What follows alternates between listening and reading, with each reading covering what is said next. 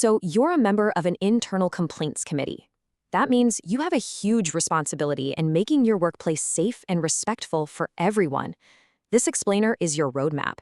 We're going to break down the complaint and redressal process under the POSH Act step by step, right from the source.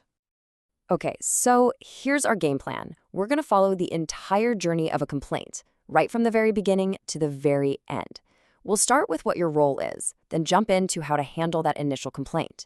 From there, we'll look at whether to start a formal inquiry, how to run a fair investigation, how to wrap it all up with a conclusion, and finally, what penalties and actions come next. All right, first things first. Before we get bogged down in procedures, let's talk about the foundation, your committee itself.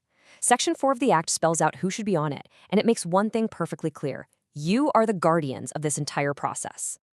Now, this setup isn't random at all. It's actually really smart. You've got a senior-level woman leading the charge as the presiding officer. You have at least 2 other employees who know the company, maybe with a background in social work or law.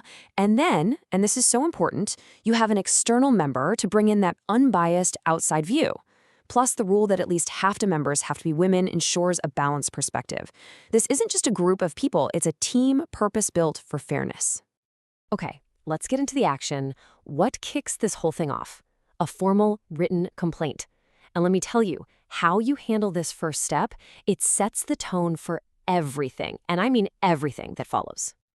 The very first thing you've got to check is the calendar. Section 9 is super clear on this. A complaint needs to be filed within 3 months of the incident. Now, if it's a series of events, that's 3 months from the last incident. This is your first critical gate to check. But what happens if someone misses that deadline? It's a great question, and it's one you're definitely going to come across. Life happens, and circumstances can make it hard to come forward right away. So is that the end of the road? Well, the Act actually has an answer for that. And here's where your judgment comes in.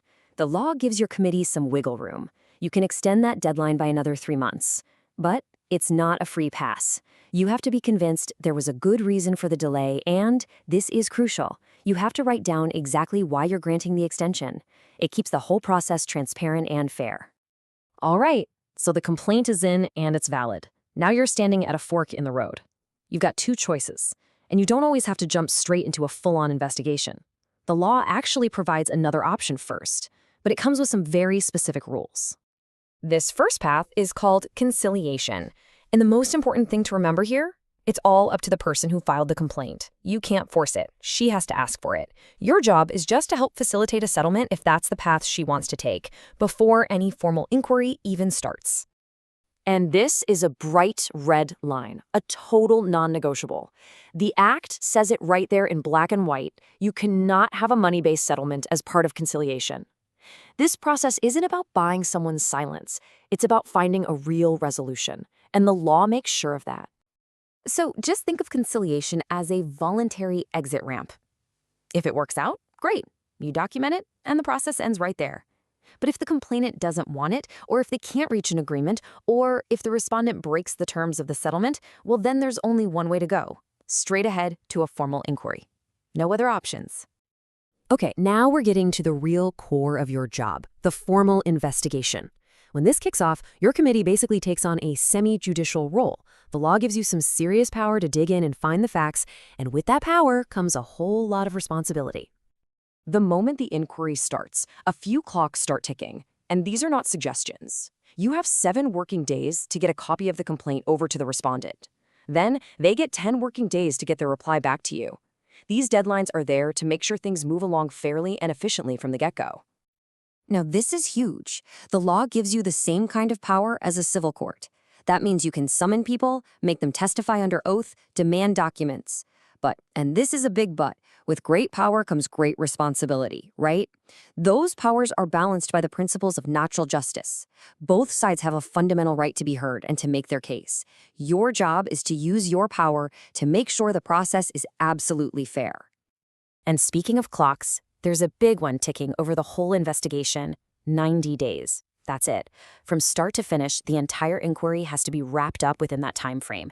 It's a hard deadline, which means you have to stay on top of hearings, evidence, and everything else to get it done on time. You know, an inquiry can take time. So what happens in the meantime? Well, you have the power to put some immediate protections in place. If the complainant asks for it, you can recommend things like a temporary transfer for either person, giving her paid leave, or making sure the respondent can't touch her performance review. These are real, practical tools to prevent any more issues while you do your work. So, you've done all the hard work. You've gathered the evidence, you've heard from everyone.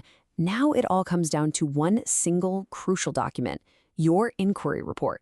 This is the final word from your committee. And once your investigation is wrapped up, another clock starts. You've got 10 days, that's it, to get your final report written with all your findings and submit it to the employer. And of course, both parties have to get a copy too. So, what goes in that report? Well, it boils down to one of two possible outcomes. Path number one, the allegations weren't proven. In that case, you just recommend that no action is needed. Path number two, the allegations were proven. Here, your recommendation has two parts: what disciplinary action should be taken, and what, if any, compensation should be paid to the aggrieved woman. And here's the part that really gives your committee's work its power. Your report isn't just a friendly suggestion. The employer is legally required to act on your recommendations within 60 days. Your findings literally trigger mandatory action from the top. Okay, let's wrap this up by talking about accountability. Because this law is smart. It knows that for the process to work, everyone has to be held responsible, not just the person being accused. There are penalties in place to make sure the entire process is respected from beginning to end. So, check this out. It's like a full circle of accountability. Of course, if harassment is proven, the respondent faces consequences. But the law also protects against misuse. If a complaint is proven to be malicious, the person who filed it can face action too. And see this? Breach of confidentiality? That'll cost you 5,000 rupees. Even the employer can get hit with a big fine if they don't do their part. See? Everyone has skin in the game. So, what's the big takeaway here? It's really this question. As a guardian of this process, how are you going to make sure every single step is handled with the fairness and integrity it demands? Because what you do isn't just about following rules. It's about building a workplace where every single person feels safe, respected, and valued. That's the real mission.